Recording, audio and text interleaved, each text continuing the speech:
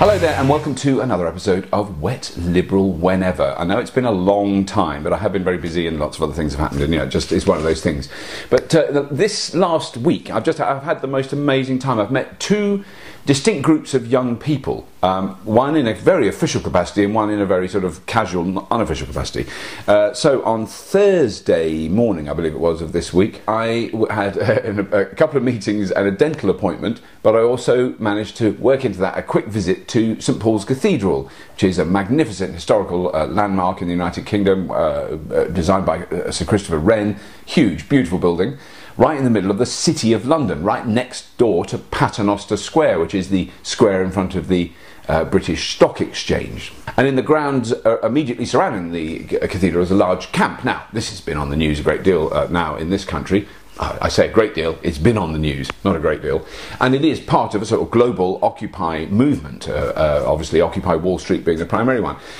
And Occupy Wall Street being very interesting in that it is essentially non-violent. It's not a riot, there's not people chucking things through windows, setting fire to cars, chucking bricks at police. It's a non-violent protest that is hugely more effective. I've been on lots of demonstrations in my youth, lots of marches, lots of, supporting things like the Greenham Common Women, because I wasn't a woman, but I went there to support them on their big demonstration days. All sorts of different demonstrations, basically anti-war and anti-sort of rampant capitalist demonstrations. And I've always been conflicted about that because there's been elements like the miners' strike. I had a lot to do with the miners' strike. I did benefits for the miners' strike, went on marches for the miners' strike, went on pickets for the miners' strike. But I was always slightly conflicted because I thought, I don't think this is a very good job anyway. I don't think it's a very good idea to dig coal up out of the ground and burn it anyway. But the way that the people are being treated who did those jobs was so appalling, so brutal, and so short-sighted and stupid by the moronic cow that is Margaret Thatcher. And I don't hold her memory in any esteem. I'm going to jump for joy the day she pops her hideous clogs. So I've got no time for her. She is the cause of really why those tents are there, because it was during her administration that the banks were deregulated. What the government of the time said to the banks: do what the fuck you like. Make as much money as you can, take as much as you can from the fucking poor people, and keep it for yourselves, and we won't tax you for it. And that's what's happened for the last 30 years, until it all broke, because they are so greedy that even when they'd taken all the money they could, they then started gambling with it to see if they could get more.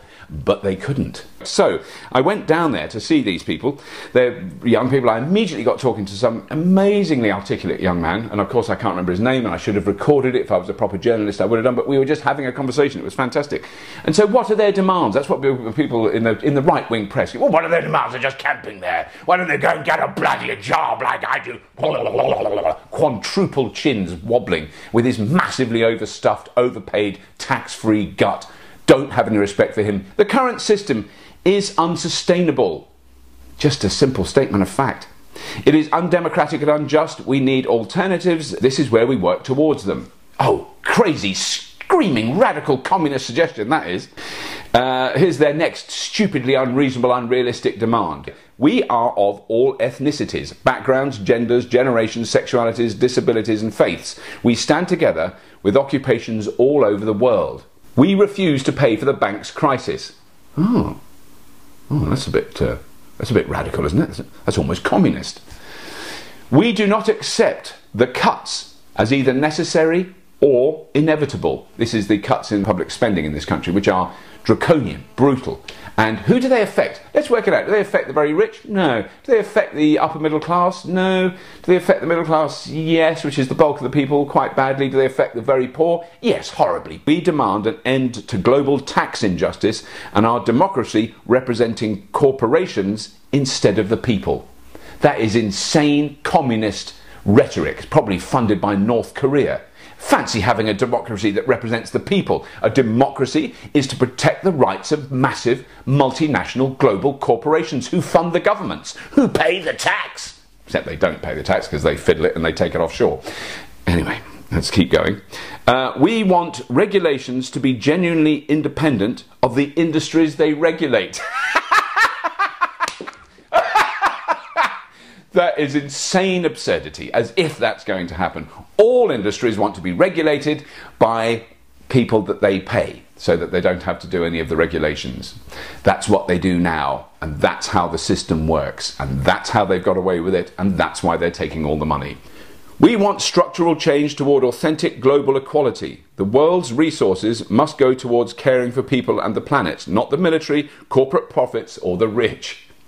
I love it. Very, very simple stuff. You know, it's not hard to understand, is it, really? Let's be honest. And finally, this is what democracy looks like. Come and join us. Well, I did go and join them, albeit very briefly, between a meeting and a dentist appointment, and it was a pure joy. Very gentle atmosphere. The police were being really, really nice. I talked to a couple of policemen. They said there's been absolutely no trouble. There is obviously legal disputes about whether they can stay there or they can't. The latest news today is that St Paul's Church has had to close its doors to the public, to visitors, for the first time since the war, because they think it's unsafe. I would imagine St Paul's Cathedral is under considerable pressure from the local authorities in the city, who clearly don't want this demonstration there because they don't want the attention. They like to work in the dark, really.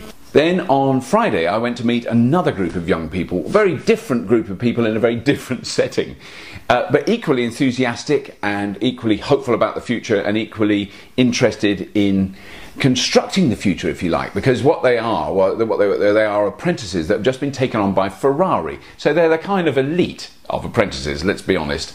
The work they're doing is on very highly technologically advanced vehicles with incredible engineering skills. Now you might wonder for a moment, what is this wet liberal doing hanging out with Ferrari? Well, I'm interested primarily in engineering and in energy efficiency and the way we use energy and all those things. And when you ask those questions of people at Ferrari, they are very aware of what you're talking about. They're not going, what do you mean? Oh, that's rubbish. Clarkson is God. No, interestingly, they're not like that. They're very interested in all those aspects. Obviously, they are catering to the very people I've just been criticising. I mean, that's who can afford to buy a Ferrari. Now, I had a quick trip in one yesterday, and it is fantastic. There's no point denying it. It is breathtakingly, extraordinarily amazing piece of engineering. It's beautifully made. It's finessed to such a tremendous degree that it's impossible to criticise it and say, oh, it's a rubbish car. No, it's a fantastic car. There's no question of it.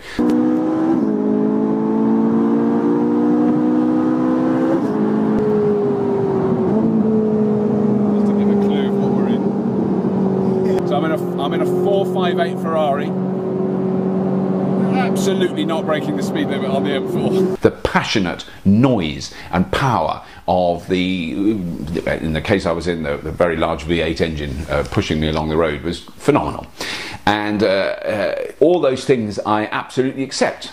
As long-term viewers of this show and Fully Charged will know, that's what, you know, that stuff is exciting. There's no point trying to deny it. But obviously, it's critically flawed as far as I'm concerned regarding its use of energy. But that aside, it was fascinating to meet these young people, so enthusiastic, so excited about the opportunity they've got, and so hopeful. And I basically met two groups of people that were full of hope. Very interestingly, one who are criticising an enormous established power base, and one who are going, let's see if we can make these go better and let's work out how they're doing. And you know, some of those guys are going to spend their whole lives being very, very skilled mechanics working on you know, running high-end sports cars. Some of them are going to move from there into designing and engineering and thinking about the future. And I just mentioned electric cars to one of them. This is a 17-year-old kid. And he went, oh, I think they're really cool. I think that's the future. I reckon I'll be working on electric cars in the future. Quite interesting little comment from him. With he hadn't watched Fully Charged. He didn't know what I was talking. You know, didn't know I had a massive, overpowering agenda. Anyway, that's enough. What am I waffling on about? If you have been, thank you for watching.